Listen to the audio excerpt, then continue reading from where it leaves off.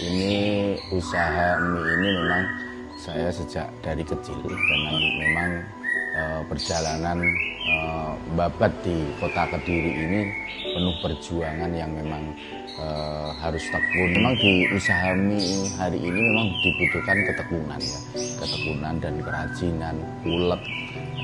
Setiap memang perjalanan saya waktu membantu orang tua waktu dulu saya sekolah ya, setelah sekolah itu yang membantu produksi. Waktu dulu masih manual, belum mesin seperti ini.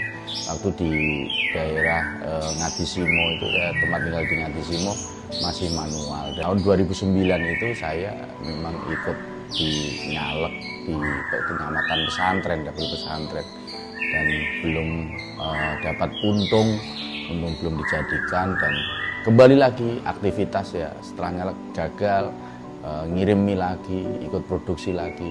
Di 2014 juga begitu.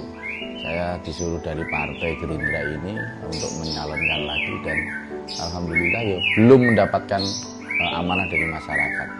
Katina itu ya bantu bikin mie dari awal sampai selesai. Kerja nggih kalih putrane niku ndamel mie.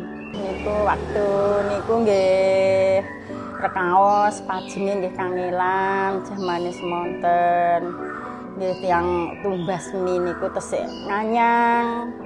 Mboten napa niku mboten kados tukang bakso ngoten lho. Sik angel jamane semonten niku. Nggih ajeng lebokne sekolah men sampai nggak-nggak sertifikat mboten saged bayar. Jadi memang butuh ketekunan untuk merilis suatu usaha ini, tidak hanya sebatas punya niat atau apa. Yang penting butuh tekun dan ulet, walaupun sepi, rame. Ini kan suatu ya rezeki itu memang sudah ada yang ngatur.